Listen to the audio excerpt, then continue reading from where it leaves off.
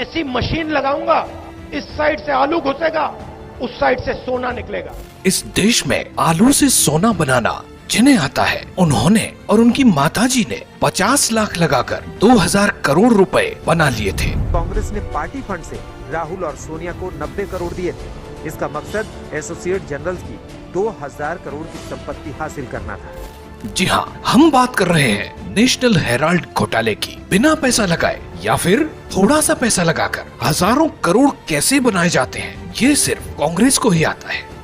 जिस तेजी से कांग्रेस का पैसा बढ़ता है, उतनी तेजी से तो शेयर मार्केट में भी पैसा नहीं बढ़ता।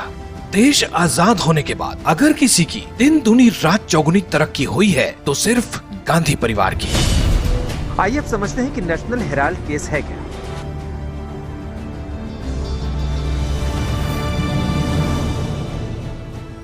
जिस नेशनल हेराल्ड घोटाले की हम बात कर रहे हैं, वो नेशनल हेराल्ड एक समाचार पत्र था जो आजादी के पहले का अखबार है। इसकी शुरुआत पंडित जवाहरलाल नेहरू ने 1938 में की थी। नेशनल हेराल्ड अखबार का प्रकाशन करने वाली एसोसिएटेड जर्नल्स लिमिटेड यानी AJL नाम की कंपनी की स्थापना 1937 में की गई थी। किसी एक व्यक्ति के नाम पर नहीं थी। इसमें 5000 स्वतंत्रता सेनानी शेयर होल्डर्स थे। पहले ये अखबार स्वतंत्रता सेनानियों और भारत के हित में खबरें लिखता था। समय बीतता गया और ये अखबार कांग्रेस का मुखपत्र बन गया। बहादुर शाह जफर मार्ग पर यही है हेराल्ड हाउस, वो हेराल्ड हाउस जिसका मालिकाना हक पहले AGL कंपनी के पास था, जो अब यंग इंडियन को दे दिया गया। वो यंग इंडियन जिसके 76% शेयर राहुल और सोनिया गांधी के नाम पर है।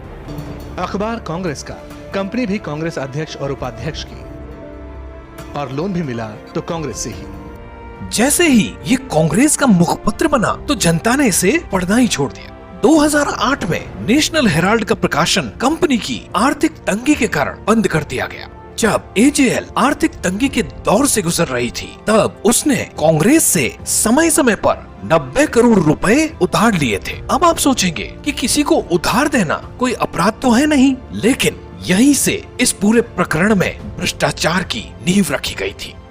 क्या गांधी परिवार और उनके खास लोगों ने नेशनल हेराल्ड अखबार की आड़ में 2000 करोड़ से ज्यादा की प्रॉपर्टी हड़पी? लेकिन इस केस के कई ऐसे पहलू भी हैं जिन पर पर्दा पड़ा हुआ है, उसके बारे में लोगों को शायद नहीं मालूम। इस केस की कुछ ऐसी परतों का आज हम आपके सामने खुलासा करने जा रहे हैं। कांग्रेस एक राजनीतिक दल है, इस कारण कांग्रेस का रुपए उधार देना the representation of people act 1950 का उल्लंघन था। लेकिन असली खेल तब शुरू हुआ जब एक तरफ 2010 में AJL ने घोषणा कर दी कि वो कर्ज नहीं चुका सकती, वहीं दूसरी तरफ 2010 में एक नई कंपनी यंग इंडिया लिमिटेड यानी YIL को शुरू किया गया, जिसके डायरेक्टर थे राहुल गांधी। इस कंपनी में 38% शेयर राहुल गांधी के पास, 38% शेयर उनकी मम्मी सोनिया गांधी के पास और बाकी के 24% शेयर कांग्रेस नेता मोतीलाल वोरा, ऑस्कर फर्नांडीज, पत्रकार सुमन दुबे और कांग्रेस नेता सैम पित्रोदा के पास थे।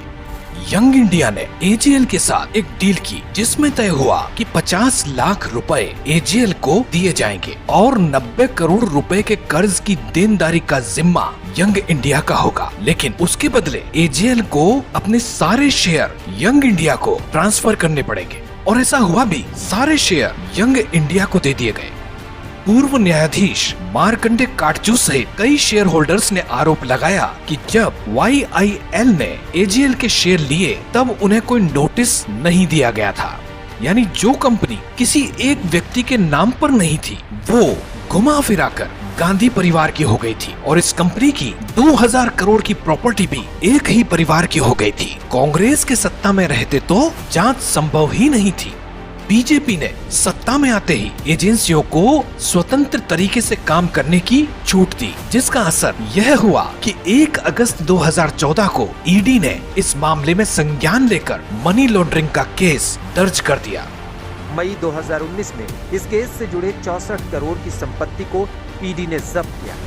सरकार ने हेराल्ड हाउस के स्थायी पट्टे को समाप्त कर दिया और AJL को हेराल्ड परिसर से बेदखल कर दिया। यंग इंडिया के ऑफिस को सील कर दिया गया। इसके अलावा पूछताछ के लिए सोनिया राहुल को बुलाया गया अपने परिवार को बचाने के लिए। राहुल सोनिया ने पूरी कांग्रेस को प्रदर्शन के लिए लगा दिया, जिससे पूछताछ न की जा सके।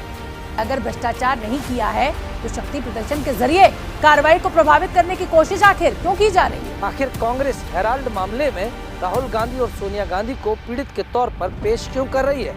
आखिरकार एक कानूनी मामले को राजनीतिक रंग क्यों दिया जा रहा है? नेहरू परिवार जांच से बचने के लिए चाहे कितने हथकंडे अपना ले, लेकिन कार्रवाई होकर रहेगी और उन स्वतंत्रता सेनानियों को इंसाफ भी मिलकर रहेगा जिनके साथ कांग्रेस ने विश्वासघात किया है।